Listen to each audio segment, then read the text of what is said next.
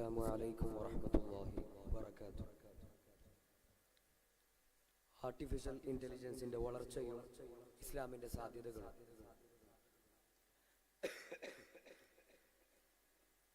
ആമുഖം. ഇന്ന് ലോകത്ത് ഏറ്റവും കൂടുതൽ ചർച്ച ചെയ്യപ്പെട്ടുകൊണ്ടിരിക്കുന്ന 21-ാം നൂറ്റാണ്ടിലെ മനുഷ്യ ജീവിതത്തിൽ ഏറ്റവും വലിയ മാറ്റം സൃഷ്ടിച്ചിരിക്കുന്നത് ആർട്ടിഫിഷ്യൽ ഇന്റലിജൻസ് ആണ്. മനുഷ്യൻ തന്നെ സൃഷ്ടിച്ച ഒരു പുതിയ ബുദ്ധി ഇന്ന് ലോകത്തിന്റെ എല്ലാതരം മേഖലകളിലും കടന്നു കയറിക്കഴിഞ്ഞു. ഒരിക്കൽ വൈദ്യശാസ്ത്രം പോലുള്ള ചില മേഖലകളിൽ മാത്രം സങ്കീർണമായ രീതിയിൽ ഉപയോഗിച്ചിരുന്ന AI ഇന്ന് ഓരോ മനുഷ്യന്റെയും ദിനചര്യയിലെ ഭാഗമായിരിക്കും. മുസ്ലിം സമൂഹത്തിന് മുന്നിൽ ഇന്ന് ഏറ്റവും വലിയ ചോദ്യമാണിത്. AI പോലെയുള്ള സാങ്കേതിക വളർച്ചകളെ ഇസ്ലാം എങ്ങനെ കാണുന്നു? AIയെ സ്വീകരിക്കണോ? അതിന്റെ എത്തിക്സ് എന്തൊക്കെയാണ്? AIയെ ഇസ്ലാമിക രീതിയിൽ മനുഷ്യന്റെ ക്ഷേമത്തിനായി വിനിയോഗിക്കാനാകുമോ എന്ന രീതിയിൽ കൂടുതൽ ചർച്ച അത്യാവശ്യമാണ്. എന്താണ് AI? AIയുടെ നിർവചനം എന്താണ്?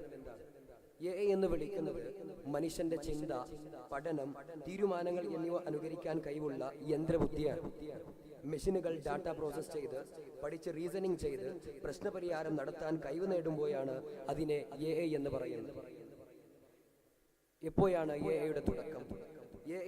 AIയുടെ തുടക്കം 1950-കളിൽ അലൻ ടേണിംഗ് തന്റെ പ്രശസ്തമായ ടേണിംഗ് ടെസ്റ്റ് വഴി യന്ത്രങ്ങൾക്ക് ചിന്തിക്കാനാകുമോ എന്ന ചോദ്യം ഉയർത്തിയിരുന്നു. 1980-കളിൽ എക്സ്പേർട്ട് സിസ്റ്റം, 2000-കളിൽ മെഷീൻ ലേണിംഗ്, 2010-കളിൽ deep learning, neural networks, robotics എന്നിവയിലൂടെ AI വൻകരമായ വളർച്ച കൈവരിച്ചു. എന്നാൽ എന്താണ് ഇന്നത്തെ AIയുടെ സ്വാധീനം? ഇന്ന് AI health care, education, finance, transportation, entertainment, communication എന്നിവിടങ്ങളിൽ വ്യാപകമായി ഉപയോഗിക്കപ്പെടുന്നു. Chat bots, self driving cars, AI doctors, smart assistants, Google AI എല്ലാം ഇതിന് ഉദാഹരണങ്ങളാണ്.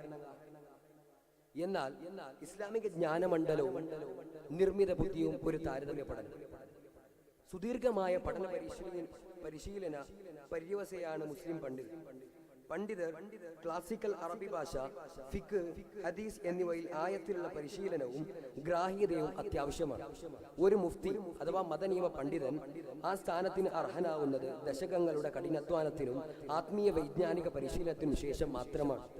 എന്നാൽ AI സിസ്റ്റങ്ങൾക്ക് ഇസ്ലാമിക ഗ്രന്ഥങ്ങളുടെ സമ്പൂർണ്ണ ഡാറ്റാബേസ് വളരെ എളുപ്പത്തിൽ ഫീഡ് ചെയ്ത് വിശകലനം ചെയ്ത ഫത്വകൾ നൽകാൻ സാധിക്കുന്നു എന്ന് വന്നാൽ അത് പരമ്പരാഗത ജ്ഞാന വ്യവസ്ഥയെ വെല്ലുവിളിച്ചേക്കാം.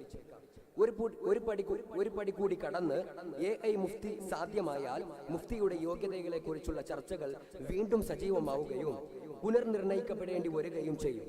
പരമ്പരാഗത ഗ്രന്ഥങ്ങൾ നിർദ്ധരിച്ച് പണ്ഡിതർ നൽകുന്ന ഫത്വകളുടെ അതേ സാധുത AI മുഫ്തിക്ക് നൽകാമോ?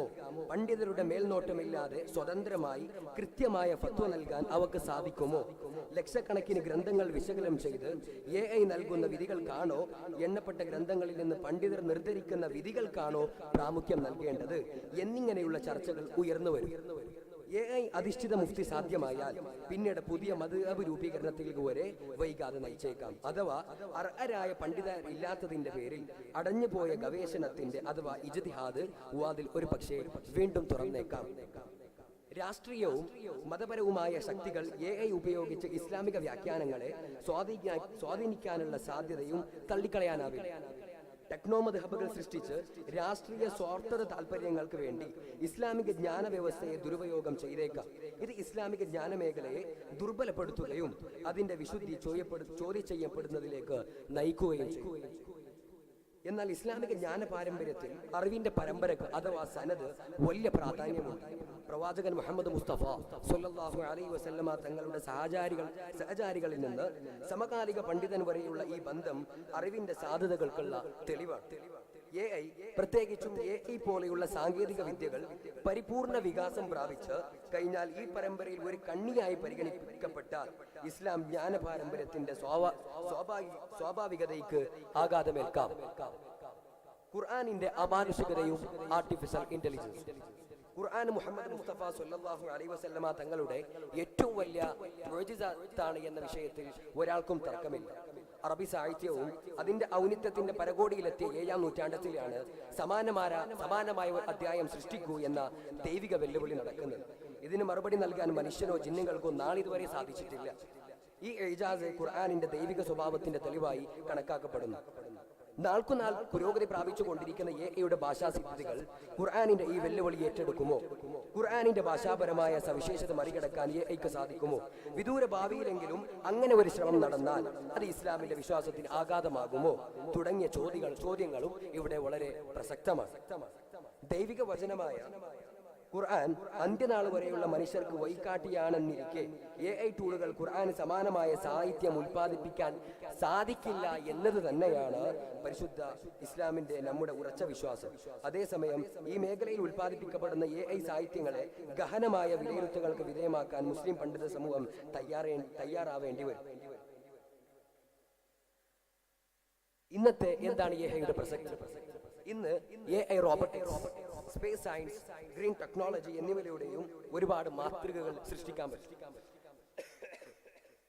എത്തിക്സ് ടെക്നോളജി ചേർന്ന് ലോകത്തിന് ഗുണകരമായ നേട്ടങ്ങൾ കൈവരിക്കാൻ പറ്റും. എഐയും മുസ്ലിം സമൂഹവും ഒരുപാട് സാധ്യതകൾ ഇന്ന് നമുക്ക് എഐയിലൂടെ ഇസ്ലാമികപരമായി നമുക്ക് നേടാൻ സാധിക്കുന്നതാണ്.